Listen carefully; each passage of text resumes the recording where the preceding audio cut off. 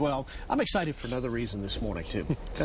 Got some snow out there. No, it's not snowing in Albuquerque. Probably not going to ever snow again in Albuquerque. No, I'm just kidding. That's just my own little downside to things because, you see, I'm a snow lover, and I never seem to be in the right place at the right time. But at least I do have my radar that shows me where the snow is, and I can tell you the snow is really coming down out there. Southwestern parts of Quay County. Look at this. Look how dark the blue has gotten in here. Northern parts of DePaca County there around Fort Sumner. We've got a fellow by the name of Don Morris who lives down in Fort Sumner. He reports weather back to us pretty regularly. I'm sure I'll be hearing from him a little later on this morning. Now, I'm not sure we're going to hear about a whole lot of accumulating snow. This is probably nothing more than a dusting to an inch at best, but at least there is some snow in that area, and I'll take you in just a little bit closer just for good measure so you can see what's going on with that.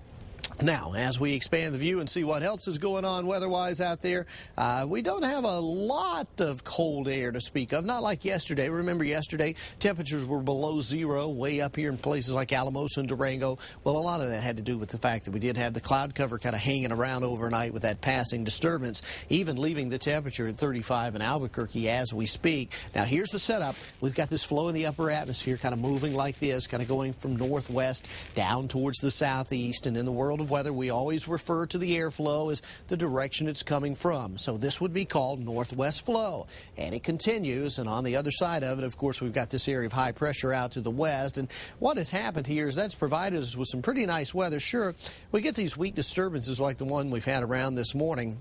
But underneath it all, when those things get out of here, sun comes out and we start to warm things up, and that is precisely what we are going to do out there throughout the rest of the day and the rest of the week as that high hangs out to the west of us. So here's some numbers for you. 45 Gallup, 46 Grants. I know it seems cool, but that's pretty close to normal for this time of the year. We're still in the midst of winter, to be honest with you. Glenwood at 60 today. That's right. Did the math. That's the number that came up. Also, lots of 50s there in the southwest. That's the warmest part of the state. And we're finally going to move out of the 40s and into the 50s down in the southeastern corner, but not before we see that little morning spurt of snow in the east central plains of New Mexico, and still dealing with some rather chilly temperatures northeastern part of the state, northeast highlands, as well as back into the northern mountains. And when it comes to snow, though, on a widespread basis, don't see any of that in our short term. We do have another quick-hitting system by Friday. This one could actually deposit a little snow in Santa Fe as well as the east mountains. So that's what we'll be watching for towards the end of the week. But as we are only into the early stages of this week on Tuesday, what we're looking at is what should be a pretty good-looking day out there for us. Temperature 48, 49 today. And look at those mid-50s tomorrow right through the weekend.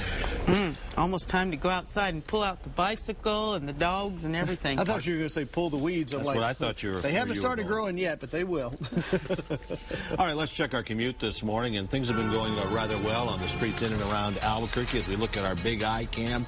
No reports of accidents, but again, another reminder that there's basically a detour now between Albuquerque and Bernalillo, and it continues to be 2 lanes in both directions, but you'll need to slow down there.